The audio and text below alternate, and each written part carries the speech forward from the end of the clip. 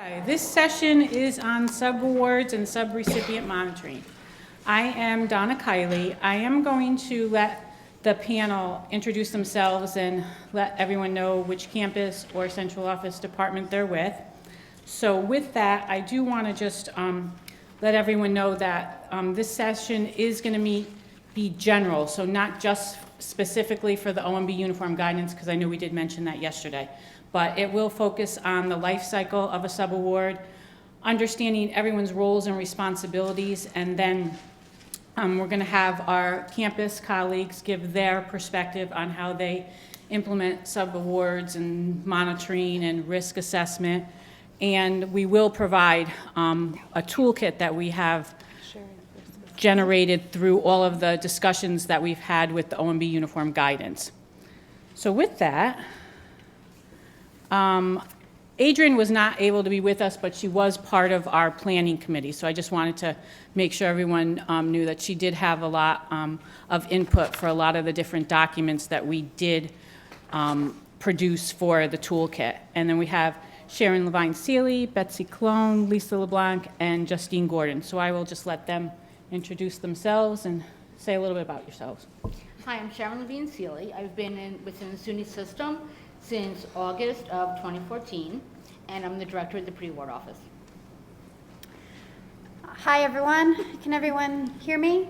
Okay, great. I'm Justine Gordon, Director of Grants and Contracts Administration here at RF Central Office. Betsy Coloma SUNY Geneseo, Post-Award Office, and we're a centralized campus. Lisa LeBlanc, the Associate Director of the Internal Audit Department at the Research Foundation. Okay, with that, I am going to start with Justine, who will at least give us an overview of the subrecipient policy that is new since the uniform guidance. Okay. Yep, you could do whatever you like.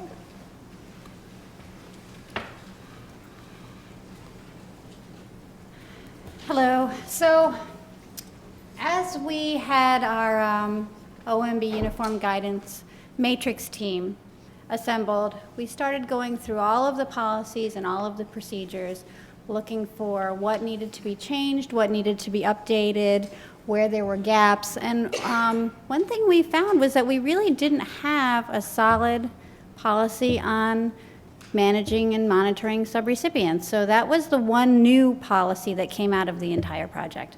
So the reason for the policy is as stewards of sponsored funds, federal or otherwise, we're responsible for making sure that the activities are performed in accordance with sponsored regulations, spent appropriately, and that flows down to our subs. So if we are a recipient of funds, and we're issuing a sub out to another entity, we are still responsible for those funds up to our sponsor. So we needed to put in place a policy to make sure that that was articulated and outlined clearly. So that was the reason. And so we have a statement of policy. This is sort of the format that all of our policies are in. We've got the reason and the statement. Foundation must comply with any Prime Awards specific requirements for issuing subs. Terms and conditions need to be flowed down appropriately. And again, this is regardless of the primary source of funding, so federal or otherwise. Thank you. You are. Thanks. So in addition to those overarching items, there are additional requirements associated with federal awards identified in the uniform guidance. So 2 CFR Part 200, which is the reference for the uniform guidance, has certain additional requirements that you must do when you have subrecipients under your award. They include things like monitoring for programmatic and financial compliance. You must do a determination of how you decided to issue a sub as opposed to treating an entity as a contractor. So we incorporated those federal requirements into our policy as sort of a carve-out. So you've got the overarching policy, which is this is what you really need to do and think about with all of your subawards. And hey, if it's federal, then these are the things you must do. All right? And so these apply across the life cycle of an award. You've got the proposal stage. When you're submitting your application, are you going to be issuing a sub? How do you know you're going to be issuing a sub? And what information do you need to gather at that time, at the proposal time? We're going to talk about that. We're also going to talk about issuing the subaward. So once you're awarded funding from a prime sponsor, you want to issue a subaward. What do you do then? What are the steps you take? What do you need to do? What do you need to remember? We're going to touch on that also. Once that subaward is executed, now you're in the period of performance, right? What do you need to be doing ongoing throughout the life of that award? And then finally, the closeout stage, what do you need to think about for closeout? So, is that me? Okay. So to help with all this, we put together a toolkit. So this was one of our breakout teams from the OMB project. We had a special breakout team on focusing on subs. And we saw that we had a lot of stuff out there. But you know, some of it was over here, some of it was over here. It wasn't really all put together. There was a lot of duplication, and we did find some gaps. So the team collectively put together this toolkit that really across the board is best practice, but it also identifies, again, what is required for federal awards. It's a five-step toolkit. Again, it talks about determining how you're going to, if it's going to be a sub or a contractor. There's a tool there for that. A tool for risk assessment. We'll go through all of these. A tool for monitoring, and assistance with closeout also. Again, these are best practices for all awards, requirements for federal awards. So I am going to pause before we dive in and just say that these tools are provided as guides for you. None of these documents or forms are actually required. So what I mean by that is you don't need to say, I don't have this piece of paper that says subcontractor, contractor determination. I don't need to have that particular piece of paper in my file, just so long as I have documented and met the requirements to show that I've thoughtfully gone through the process. Whatever you have on your campus that meets the requirements, if you have better tools on your side, then these specific forms are not required. So I'm going to pause for a minute and see if there are any questions about that. No? Okay, I remember, Barry, you asked yesterday about, risk assessment, when is it really required? And so we have, again, a big form, a questionnaire. It's like, how many pages is it? Five pages. That specific document is not necessarily a requirement, just so long as you on your campus do your part to perform a risk assessment as you see necessary. So I'm going to leave that as a starting point and hand it over to Sharon. Hello. So we're going to talk about the proposal stage, because I think when we're talking about subrecipient monitoring, everything really starts at that stage, and it's all about forethought.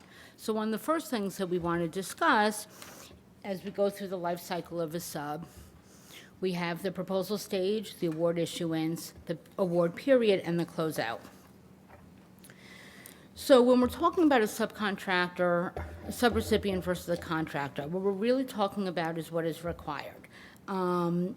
Having this change to our system, this has been best practice for many years over many institutions, as identifying up front who's a subrecipient versus who's a contractor.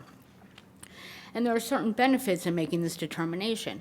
We get to identify the MTDC up front and make sure that we've captured that correctly in our budget. And we also get to identify at the time of award whether we're issuing, a subrecipient or a contractor. So this has been best practice used by many institutions as we talk about this process and the tools for identifying this early. However, I'm falling apart here, sorry.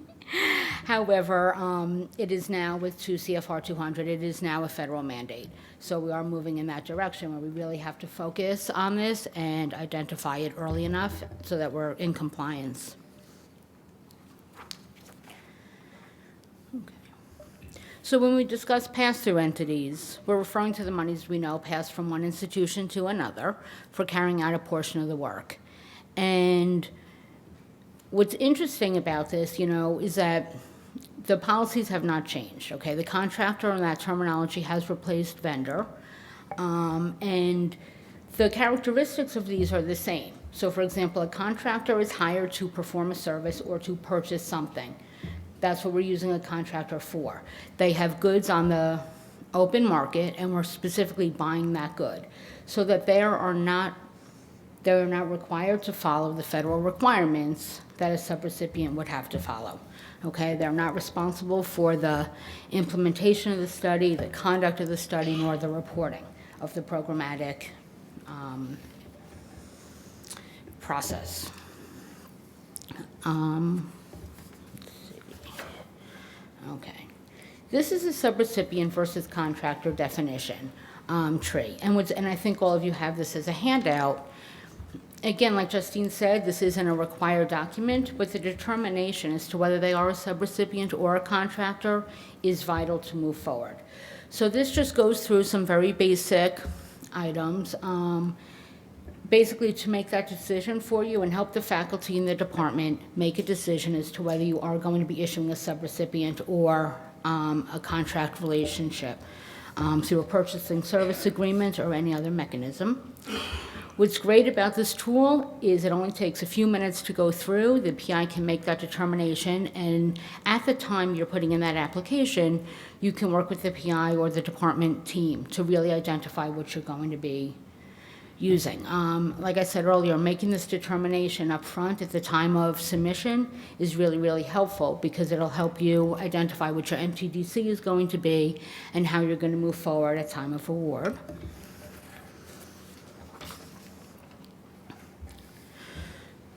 So we talk a lot about subrecipients and the documentation that is required. So one of the key things is the statement of work. And many, many years ago, and I've been doing this for quite some time, I used to give new people in my office a subrecipient proposal face sheet, right, and all the paperwork that went along with that when I was training them to review grants. And the reason for that is it is a mini grant. That's exactly what it is, right? You have your statement of work, your budget, justification, signature page, right, for the site to sign off on, and the internal documents. And I always said, make sure you get that RFA or that RFP, because you are going to be responsible for the, for adhering to whatever flow down language will be in the subcontract. So the statement of work is really important, because that's where you're going to determine what you're responsible for as a site, whether we're the site or we're issuing a subcontract. So a lot of PIs, I notice even where I am, they give me 2 or 3 sentences and say, here's my statement of work. And I'm like, no, that's not good enough. The best statement of work is 2 paragraphs. The first paragraph describes what the overall and overarching aims of this project are. The second paragraph is what the site will be doing to meet those aims, and again, programmatically. So it shouldn't list anything about effort, it shouldn't list anything about the names of the people necessarily. It really is, and they can be short paragraphs, but it really is the best statement of work. It'll help the sponsor identify what we're doing as our site, and it also helps us identify what our site is doing or what we're supposed to be doing. We have the budget and the justification, which are equally important, and it doesn't matter whether you're the prime or the site. You really need that to be somewhat robust. And you need other items that are required by the sponsor, whether it's biosketches, facilities, resources page, any assurances, small business subcontracting plan, etc. You still need an institutional approval from that subrecipient. So whether you accept the PHS 398 face page, you have your own subcontract proposal face sheet or whatever, we need to know when we're issuing a subcontract that the institution we're issuing to it is approving all the costs identified therein. A lot of times we try and be helpful and we try and identify the budget or the statement of work for our sites. But that's not going to pass muster with their authorized approval, right, their institution. So we really do need to make sure that we have that. And then, of course, the risk assessment questionnaire. It's a lot more, I think, risky to deal with a small institution that doesn't receive a lot of federal funding than it is for a very large institution that does. Of course, after award, and when it comes time to invoicing and stuff, it might have been easier to deal with that smaller institution. I came from a very large private institution, and we never paid our bills on time. Can I ask a question, Sharon? So what, on the pre-award side, as you're putting your proposal together, and you know that you're going to have a sub, what, can you talk a little bit about maybe what you would require from the other subs institution? Yes. So we do require all of this. We do require a face page from the other institution, acknowledging the budget and the justification, statement of work and all of that. So would that be signed by the sponsored programs office or the PI at the sub? No, that's signed by the sponsored programs office. I have had experience where, depending upon the size of the institution, the PI might be the person who's the authorized official. So normally I do ask for a second signature that is not theirs, because we do need to make sure that somebody else has looked at it. It's with anything, you know, there was an audit conversation earlier today. 2 eyes are better than 1. If you're always having somebody else look at something, then at least you know you've caught something that you might have accidentally missed. So we do require all of that. We require the budget justification. We do need a signed document from the sponsor, from the grants office, basically saying that they approve that. We do want them to look at that statement of work and confirm that they're able to do it. You know, like I said, we all try and be helpful, and we prepare these documents for our subs. But they should really be preparing these documents and submitting it to you. You should be looking to verify that they can meet these obligations, and only their institutional official can confirm that they actually can. So it's great to be helpful and we can assist, but we shouldn't be doing it for them. Otherwise, we can't check, you know, and do a risk assessment to make sure everything is okay. Here's a risk assessment question. This is really good and it's really long, but it's really, really good. This captures everything, absolutely everything you want to know about your sub. And it's very, very comprehensive. We capture a lot of this stuff at Downstate on other forms, so we're not necessarily using this. We have a face page that we send out to all of our sites, asking them for all the basic information about, you know, their DUNS number, who they are, address, and everything, because we really need that to be part of our grant application, right? If they're going to be a project site, we need that information up front, and we need it at the time of submission. So we capture a lot of that elsewhere. But I think the purpose of this form is really, if you were to go through it and look at their answers at the time they submit it, you can look and confirm, you know, that they are registered in SAM. You can look and see, you know, some of the real basic information that you're going to need to know about. This questionnaire will really help you identify anything that you may want to see in the subcontract that's being issued to the site. You know, like I said, if they're a very large institution, you know, very large institutions, you know, Ivy League, they don't always have, you know, their billing is done differently. So they're not always going to be able to meet maybe that 90-day or maybe that 30-day. So when you're doing this, you know that you need to pay your bills in 90 days. Maybe ask them to accept a 45-day invoice. That way you'll be able to meet your obligation. So knowing who you're dealing with and having the risk assessment is key. Sure.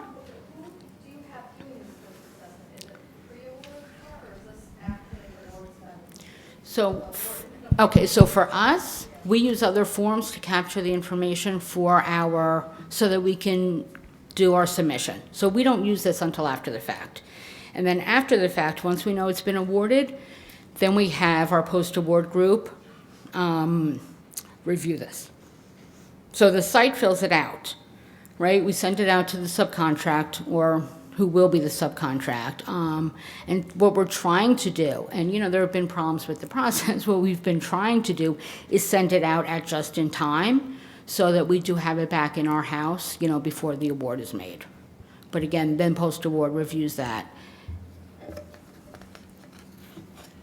So I've heard of other campuses that do the full assessment on the pre-award side. Right.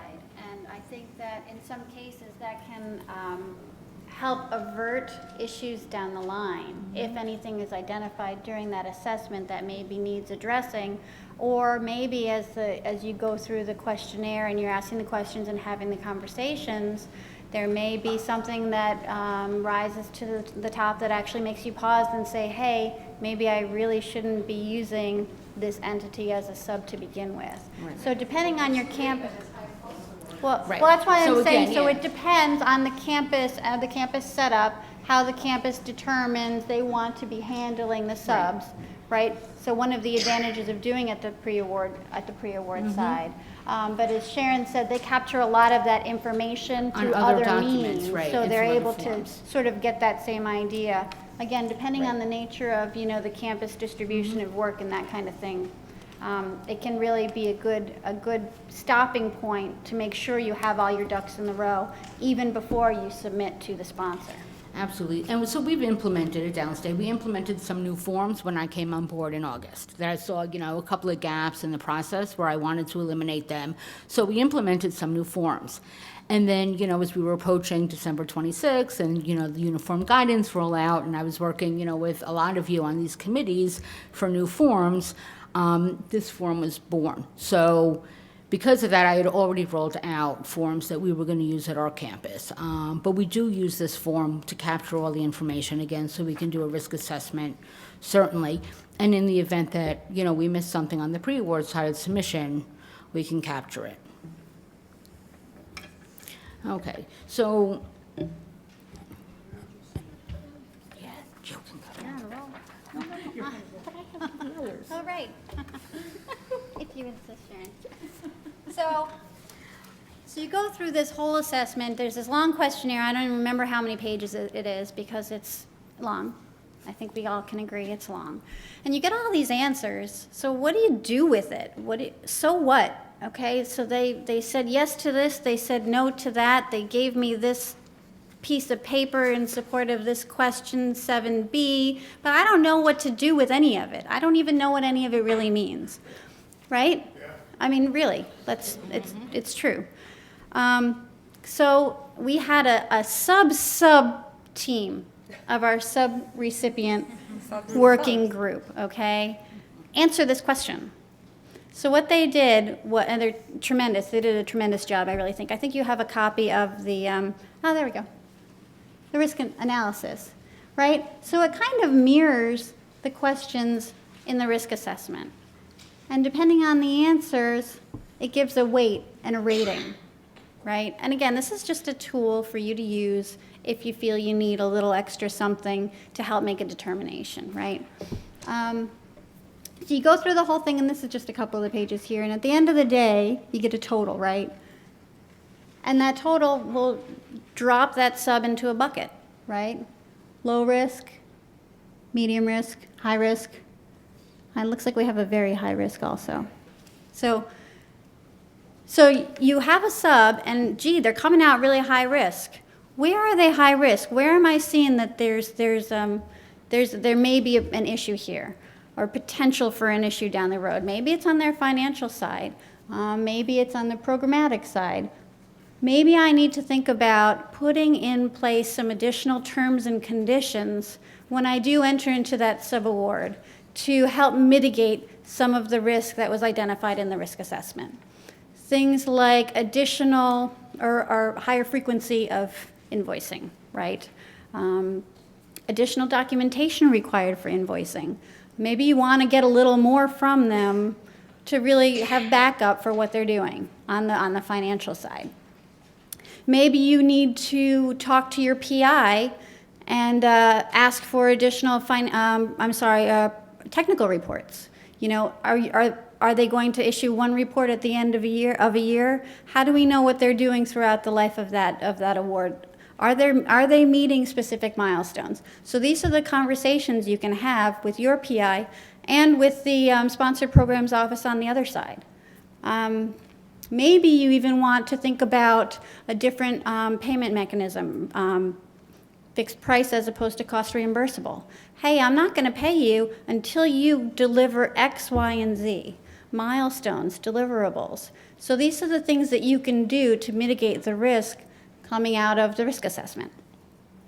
Now, for the most part, from our perspective, we haven't seen a whole lot come through that has been identified up front as high risk. After the fact, through experience, you can see where this risk assessment could have come in handy had it been done on the front end. So again, having the conversations, asking the questions so that you can eliminate doubt, mitigate risk, take care of things in advance so there's no question after the fact. Any questions on that, sort of what to do with your risk assessment? Any campus thoughts? What do you do when you see that there's a budget for a subrecipient that's greater than maybe 50%? Maybe it's 60%.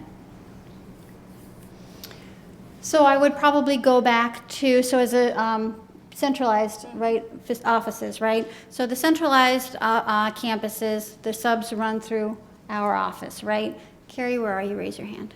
Hi, Carrie. Carrie is our subrecipient guru. She handles all of the subs for the centralized campuses, gathers the information from the campuses and puts together the sub to send out. So I think we would go back and have the question with the PI, hey, why are we accepting this award to begin with? Why is it coming to us to begin with if we're going to be subbing out more than 50% of the work? Is this reasonable? I think it's just it's a flag, it's a trigger for additional conversations. It's not something we would necessarily say, wait a minute, no, we can't do that.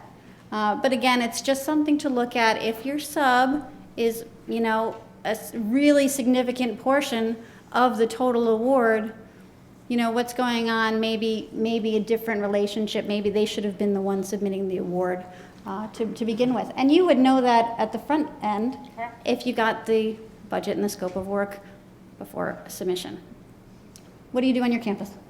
Well, what we do is we ask them to answer some very simple questions as to why they're issuing a sub that would be greater than 49% of the total award. We want to make sure, clearly on a multi-site clinical trial, it happens all the time, and we would question it less. But if we're just if it's a basic R01 and you're issuing an award for 50% or more to a sub, at the time of proposal, we would ask the question why you're doing it. Have you worked with them in the past? Who are they? What's the relationship on the project? And try and make a determination at that time whether we should move that forward or not. And so for those of you who may not be very familiar with NIH awards, specifically an R01 would be just sort of a basic traditional research award, right? Any other thoughts on that? Yep, go ahead.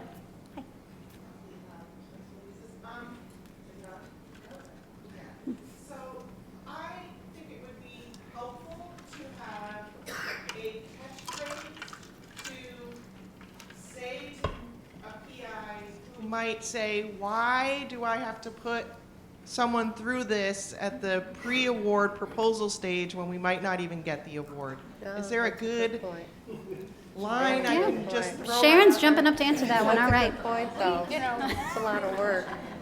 We don't do this until post-award. We wait until the award has come in to do that risk assessment and go through this process. And then we would work with Carrie and say, we're concerned that they're high risk. How do we mitigate this? What, terms and conditions can we put in the award to make sure that we're covered? So this piece we don't do until we already have the award in hand. Like I said, we capture a lot of stuff when we do the actual application, and then just in time, we might go through the other form just to see if we've missed anything before we get the award. But this risk analysis, we don't do until the very end, until the award's in place. Oh, the other one. Oh, I'm sorry. I'm looking. Oh, okay. So, yes, we are doing that. I think a lot of places are doing it at the time of pre-proposal to make sure that everything is captured. For us, we're using other documents to capture all of that. I guess it's helpful. I mean, to me personally, we're doing it just in time because we think that now we're getting close to making the award and now we can torture someone with 6 pages. So that's why we do it at that point. So that's a good question. Very good question. So I guess I'll turn it over. Yeah. So you've got the award And from it's the coming. sponsor, and then you Coming issue, over. you're going to be issuing now your sub, right? You get your award from the prime, you want to issue the sub? What do we do? Take it away, Betsy. So it comes over to our office, the post-award office. And I love the way Justine says must, because that's what's happening. The two CFR 200s, section 331, D1 and 2, is telling us it's a must now. So what they're saying is, how do we define monitoring? Subrecipient monitoring, what does that mean? What it's saying is that it clearly means, number one, we have to review all the financials. We have to review all the programmatic reports. That's number one. Number two is that if we see deficiencies, we need to address them on a timely basis. Those deficiencies could be on a financial aspect. It could be the invoicing, maybe not enough backup documentation. On the programmatic part, it could be unsatisfactory reports to the PI, no reports to the PI. But those things have to be done in a timely fashion, and that's what they're asking us now. Then the third, which is in rare cases, I'll call Lisa, because now we need a management decision on an audit finding. That would be very rare. That could be the subrecipient truly is not complying. No invoices, no reports, no responses, nothing is happening. This is very rare in extreme cases, but that's when you would go to our audit folks to find help. The other part of monitoring, which we already do, is we already work with the modifications with the scope of work and the rebudgeting. This is nothing new. And the way I look at it in post-award, what they're asking of us is not new. What they're asking us to do now is have a formal process in place. But really, we've been doing this, and a lot of forms happen out there. The toolkit provides us something that will help us. And what that provides us is some level of consistency how we're maintaining all our subawards. So with that being said, let's review some of the responsibilities. And our primary responsibility is the project director's responsibility in all this. A subaward agreement is done. He or she needs to review that. That individual truly needs to understand the scope of work, not just the one or two sentences you were talking about, but the scope of work and the budget at hand. That is one of their primary responsibilities. The other one is how often are they truly getting those programmatic reports? Are we getting those technical reports on time? Are they reviewing them? We got to follow up. So now the challenge here may be we need to communicate more with our PIs. And how are we doing that? The other thing, too, is they really, truly need to review those invoices. That is truly their responsibility. They need to have to certify that invoice, along with the subrecipient having that certification signed already. So now we have the certification from the subrecipient, the statement.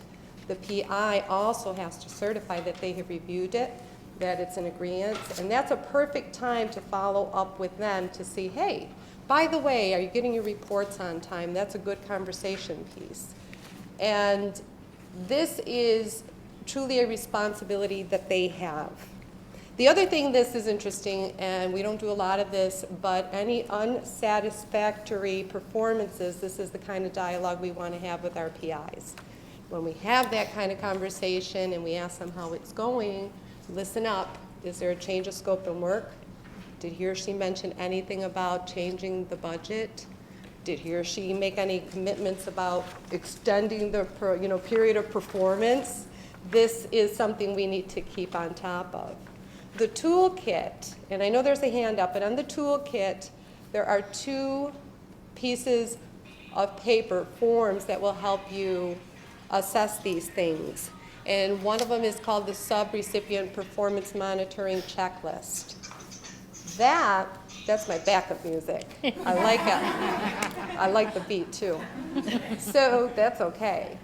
The Subrecipient Performance Monitoring Log is a simple, are the reports coming in, any informal reports. It's very straightforward.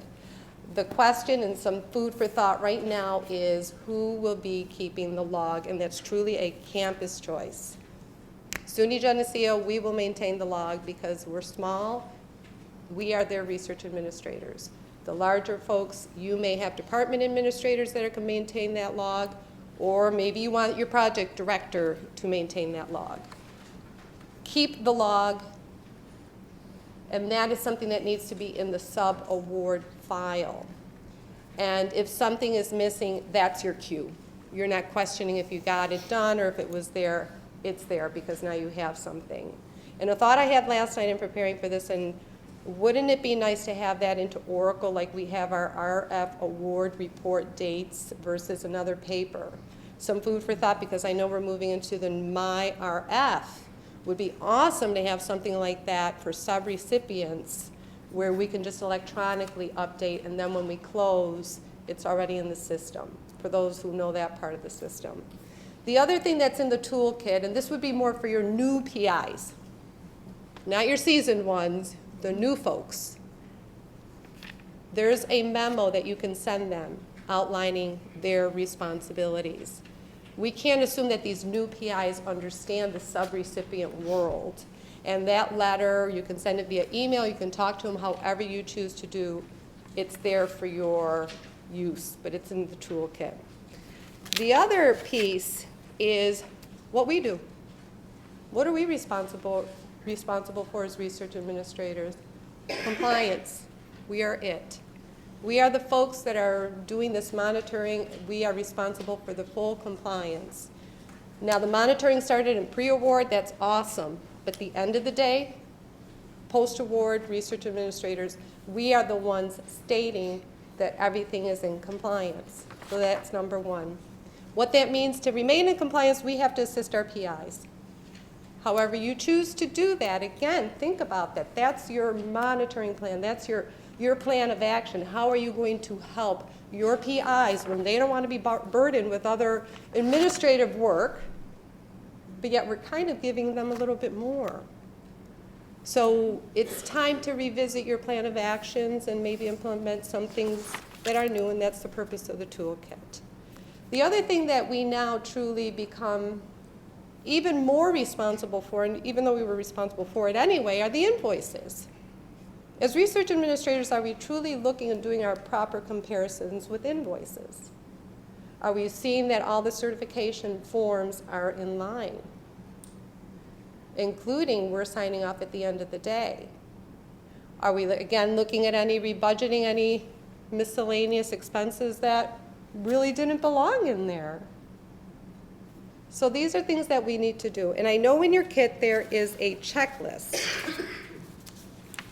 that could help us with this invoicing. And what I like about this checklist, it truly talks about the progress and technical reports. So every time you're looking at that invoicing, you're checking off to see if everything is in place. Again, this is a good cue to stop, connect with your PIs, and say, hey, where are we with the subaward? Anything going on? And I honestly would not pay this until I met with he or she, just as a point for me to come in contact with them and just have that type of dialogue. Yes? Can you go back to the PI responsibilities slide? Yes.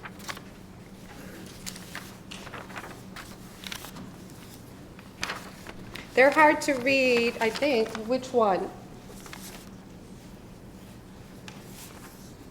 Yep, that one.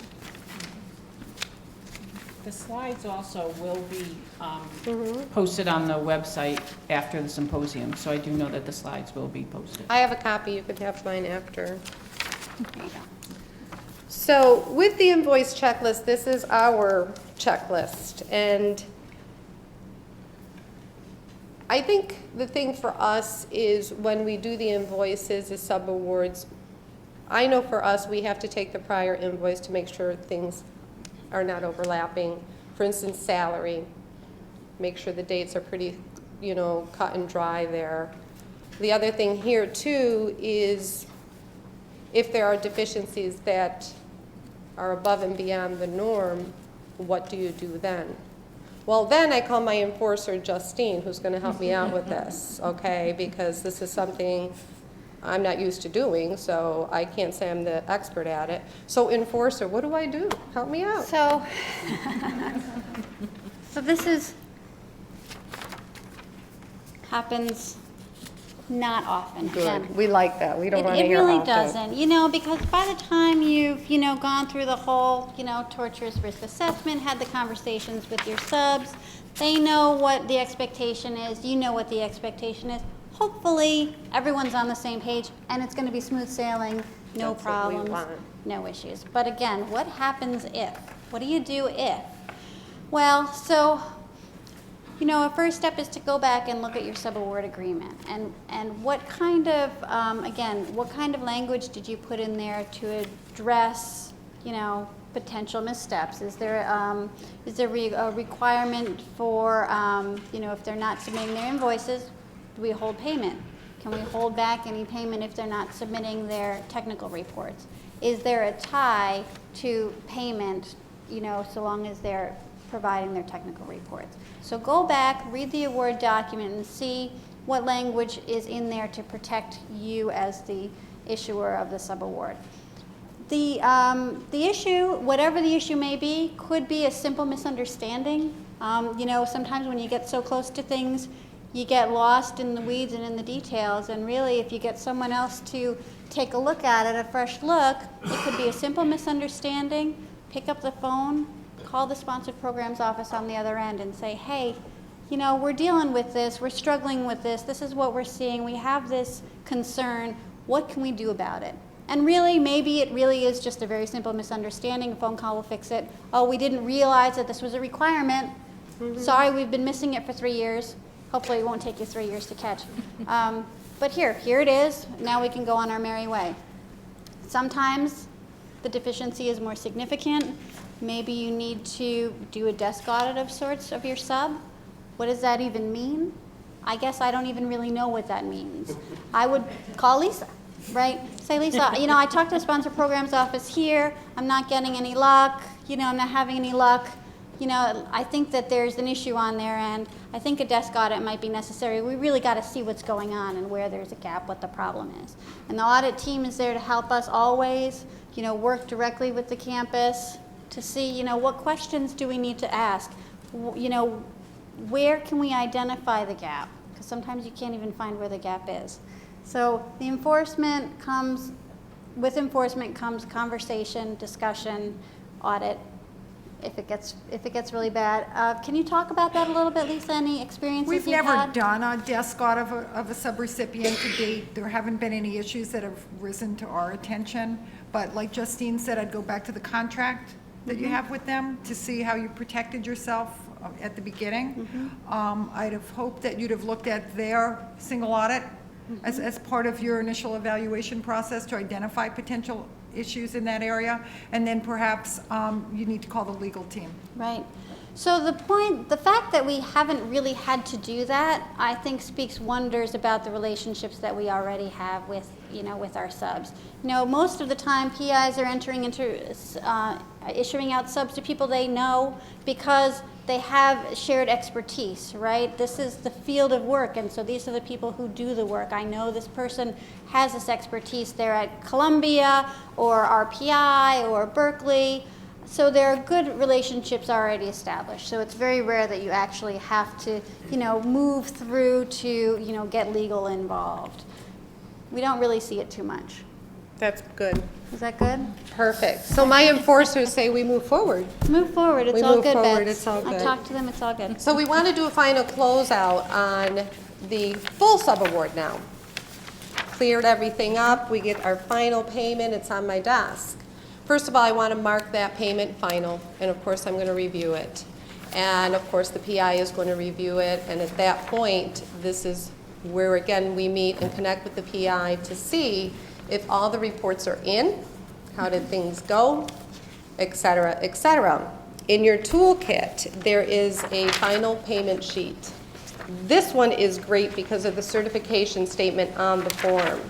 And here we are saying, or the PI is saying, that he or she has certified the invoices and the reports due by the above referenced subrecipient have been completed and the technical requirements have been accomplished.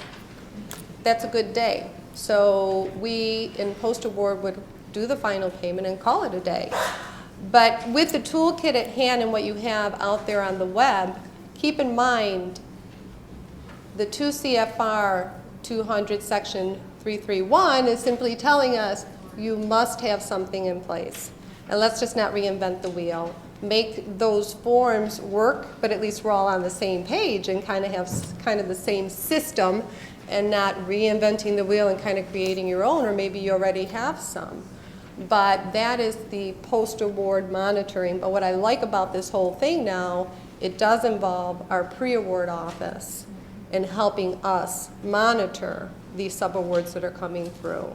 So the responsibility has always been there. We've always done this. More on an informal basis, though. So now it's kind of bringing it to a formality, and I believe that's the purpose of the toolkit, right? I think the key takeaway, at least as it relates to the OMB uniform guidance and the federal regs, is again looking at the should versus the must. You must document how you came up with the determination. You must do a risk assessment. You must monitor for performance and financial compliance. Again, how you do that, these tools are available to help. But again, depending on the circumstances of the particular sub, you know, how you operate on the campus, you may have other ways of doing things. But again, as long as the key elements are met, then you can point to, hey, this is why we made this decision, documentation along the way, and you should be able to go from start to finish, you know, and walk through the process for anyone who comes to look. Any thoughts on that, Right. Sharon? I just think it's really important. All this is showing us really is that we need to have open communication. From the very beginning, when we're having these conversations with our faculty and the administrators that work with them, to our subrecipients up front, having them fill out some information that we need to make sure it's all included in the proposal, to make sure that we're capturing the items we need from that initial process through the process of, you know, issuing that sub-award and doing the monitoring. Our faculty have to have communication with the PIs at the other sites, right, to make sure that the progress that's being identified in the progress report is in the RPPR or whatever other mechanism you're using. So I think all this is doing really is forcing us on some level to not only have that communication, but have that communication documented, because it now is a federal requirement, and they have removed the should. It is now a must, and it's now written into law, basically. But I think that's what it boils down to, is having the communication, having it documented. And I just wanted Lisa to give a perspective on. So our internal audit testing is not going to substantially change with these changes in the uniform guidance. We were always looking at risk assessments that were performed, checklists that you might have had. While they were before considered best practices, now they're going to be mandatory. The kind of things that we look at when we test in this area are in the risk assessment, are you looking at whether the sub has been disbarred or suspended? Are there a history of problems with those subs? Did you look at their single audit? What was the percentage of the sub-award to the total award? We also look at the language in the contract to make sure it's appropriate and includes RF audit rights and requiring the sub to follow all the applicable federal regulations. Continued monitoring procedures are also evaluated to make sure you're keeping up with your sub and there's no surprises that they haven't done the work, that you've gotten reports as required. So there's really no changes from what, if you've already been audited by us, in the future you won't see much different. Any questions?